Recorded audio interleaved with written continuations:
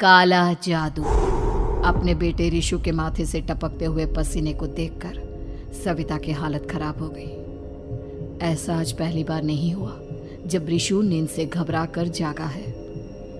हाय मेरा बच्चा, न जाने किसकी नजर लग गई है तुझे। जब से मेरे बच्चे ने 10वीं के एग्जाम में स्कूल टॉप किया है तब से रोज बुरे बुरे सपने आने लगे हैं। हाँ माँ, मैंने आज फिर से एक काले साए को देखा। वो यहीं मेरी आंखों के सामने खड़ा था। माँ मुझे बचा लो माँ। वो मुझसे कह रहा था कि मुझसे बदला लेगा। माँ कहीं ये प्रशांत। चुप कर, कैसी बात कर रहा है? दोबारा उसका नाम मत लेना। तुझे पता है ना, उस प्रशांत ने आत्महत्या कर ली, तो बार बार उसका नाम मत लिया कर। मम्मी, क्या सच में प्रशांत ने आत्महत्या की थी? चुप कर, बहुत सवाल पूछता है आजकल। और फिर रात के वक्त सविता के पूरे घर में एक अजीब सा काला धुआं छाने लगा। गहरी नींद में सोई सविता की जैसे ही आंख खुली उसका दम घुटने लगा।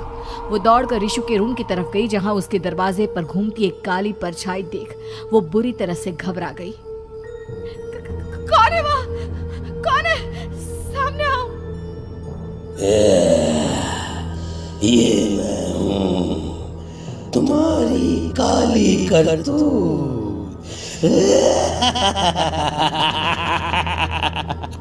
और अब मैं तुम्हारे बेटे को ले जाने आया हूँ। नहीं, मेरे बच्चे को छोड़ दो प्लीज। मेरे रिशु को कुछ मत करना। वो परछाई रिशु के कमरे में घुस जाती है। सविता भी उसके पीछे पीछे दौड़कर जाती है और देखती है कि अब वो साया साफ नजर आ रहा था। वो सर से पैर तक खून में सना हुआ था और उसके शरीर के सारे अंग कटे फटे हैं। क्या चाहिए तुम्हें? तुम जो बोलोगे मैं करूंगी, लेकिन मेरे रिशु को छोड़ दो। उस परछाई ने रिशु को गर्दन से पकड़कर दीवार के सहारे हवा में उछाल दिया। रिशु जोर जोर से चिल्लाने लगा। माँ बचाओ मुझे, बचा लो माँ। ये मुझे मार डालेगा। माँ मुझे बचा लो माँ। नहीं ऐसा मत करो। मुझे मार दो लेकिन मेरे बच्चे को छोड़ दो। मैं तुम्हारे आगे हाथ जोड़ती हूँ। वो परछाई रिशु को जमीन पर गिरा देती है और अचानक वहां से गायब हो जाती है। रिशु, मेरा बच्चा, तू ठीक तो है ना? कुछ बोल बेटा, क्या हुआ है तुझे? मैं ठीक हूँ माँ। क्या हुआ था यहाँ पर?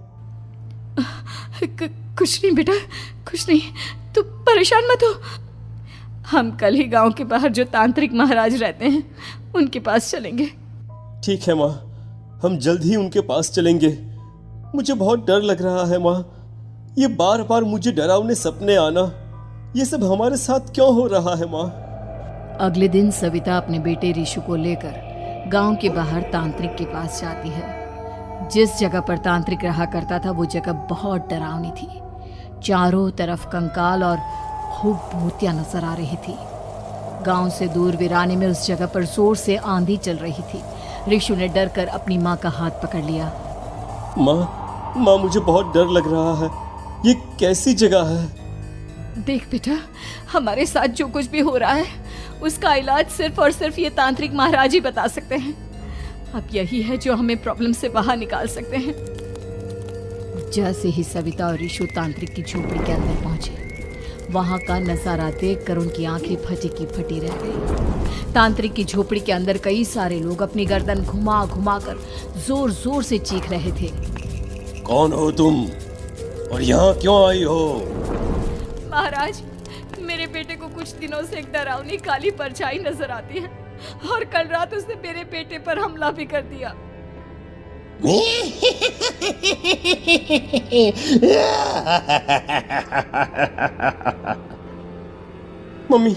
मम्मी हमें यहाँ से चलना चाहिए। ये जगह मुझे ठीक नहीं लगती। नहीं बेटा, ऐसा नहीं कहते। रुक जाओ, 2 मिनट के लिए रुक जाओ।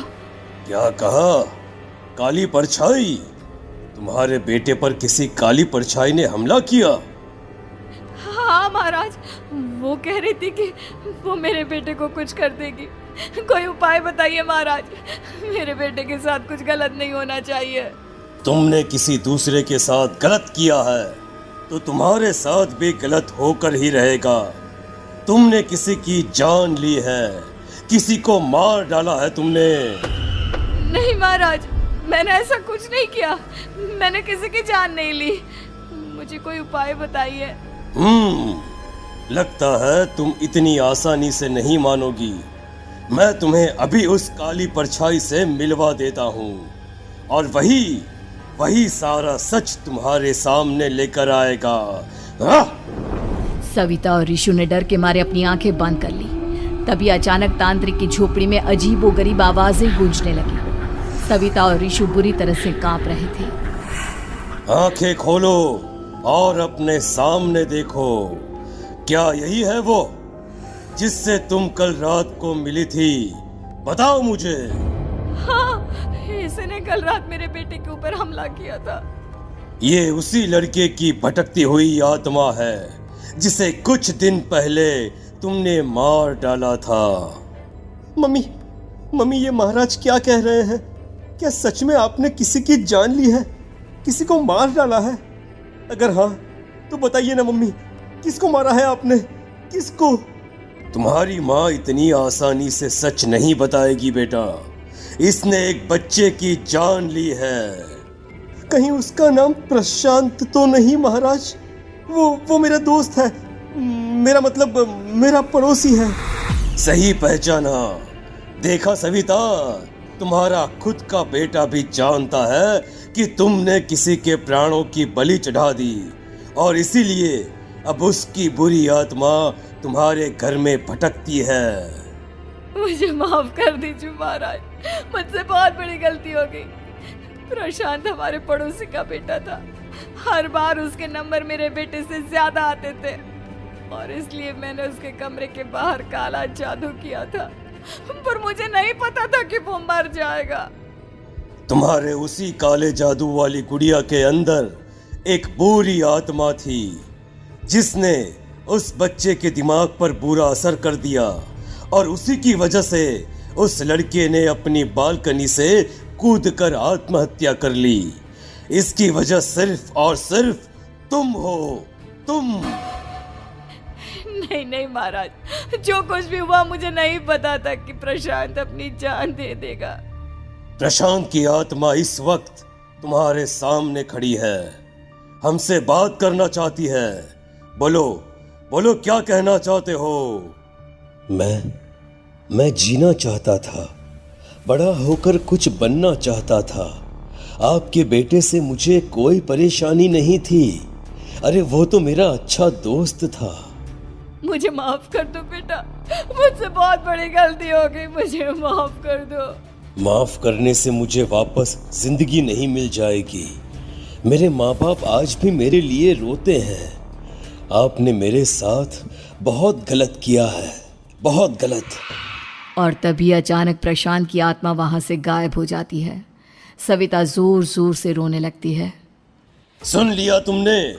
ये तुम्हारे अपने ही किए हुए पाप हैं जो इस तरह से तुम्हारे सामने आ रहे हैं। माँ, ये आपने अच्छा नहीं किया। सिर्फ 10th बोर्ड के एग्जाम में मैं टॉप कर पाऊँ इसलिए आपने मेरे दोस्त के ऊपर काला जादू कर दिया।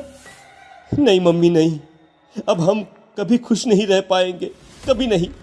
मेरे दोस्त की आत्मा को कभी शांति नहीं मिलेगी मम्मी, कभी नहीं। लेकिन मैंने जो कुछ भी किया सिर्फ तुम्हारे लिए किया। वो लड़का हमेशा फर्स्ट पोजीशन पर आ जाता था और इस वजह से हमेशा तुम्हारे मार्क्स कम पड़ते थे। मैंने तो सिर्फ उस पर एक छोटा सा काला जादू किया था बेटा। मुझे क्या पता था कि उसका ये नतीजा निकलेगा। जिस गुड़िया को तुमने उस लड़के के कमरे के दरवाजे पर लगाया था, दरअसल उसके अंदर एक बुरी आत्मा का प्रवेश हो गया था, जैसा कि अक्सर काला जादू करते समय हो जाता है। मुझे अपनी गलती का एहसास हो गया है। मैं प्रायश्चित करना चाहती हूँ। आप बताइए मैं क्या करूँ? प्रशांत के घर जाकर उस काली गुड़िया को वहां से निकालकर यहाँ लेकर आओ। मैं उसे आग में जलाकर राख कर दूंगा और उसके बाद प्रशांत की आत्मा को हमेशा के लिए मुक्ति मिल जाएगी। अगली रात सविता चुपचाप अपने पड़ोसी प्रशांत के घर जाती है। प्रशांत के माँ बाप प्रशांत की मौत के बाद उस घर को छोड़कर हमेशा के लिए वहां से चले गए थे। जैसे ही सविता उस घर के अंदर कदम रखती है, उसका सामना अजीबोगरीब हैवानियत से भरी आवाजों से होने लगता है। ऐसा लग रहा था जैसे कोई बुरी तरह से चीख रहा हो। सविता जैसे ही प्रशांत के कमरे के बाहर पहुंचती है, वहां पर लटकी हुई गुड़िया के शरीर से खून टपकने लगता है। ये क्या हो रहा है? इस गुड़िया के शरीर से खून क्यों टपक रहा है? सविता हिम्मत करते हुए उस गुड़िया को वहां से उतारने की कोशिश करती है, लेकिन तभी अचानक से बहुत भयानक दिखने वाली औरत उसकी आंखों के सामने आकर खड़ी हो जाती है। मैं यहाँ से कहीं नहीं जाऊंगी, और अगर तूने मुझे यहाँ से हटाने की कोशिश की तो मार डालूंगी मैं तुझे। नहीं नहीं, मुझे तुम्हें यहाँ से ले जाना ही होगा, नहीं तो मेरा बेटा, उसकी जान को खतरा है। मैं तुम्हें नहीं छोड़ सकती। अगर तुम्हारे अंदर हिम्मत है तो मुझे इस घर से बाहर ले जाकर दिखाओ। और ऐसा कहकर वो औरत सविता के ऊपर हमला कर देती है और उसे हवा में उछाल उछाल कर जमीन पर पटकती है। लेकिन तभी अचानक मौका देखकर सविता अपने हाथ में ली हुई सुई उसके हाथ में चुभो देती है। हाथ में सुई लगते ही वो औरत जमीन पर तड़पने लगती है। ये क्या किया तूने? ये क्या कर दिया? तुझे ऐसा नहीं करना चाहिए था। तांत्रिक ने मुझे कहा था कि तुझसे जीतने का सिर्फ यही एक तरीका है जिससे मैं अपने पापों का प्रायश्चित कर सकती हूँ और अपने बेटे की जान बचा सकती हूँ। और उसके बाद वो डरावनी दिखने वाली औरत एक छोटी सी जादुई गुड़िया में तब्दील हो गई और सविता ने उसे ले जाकर तांत्रिक को दे दिया। तांत्रिक ने जादुई गुड़िया को आग के हवाले कर दिया।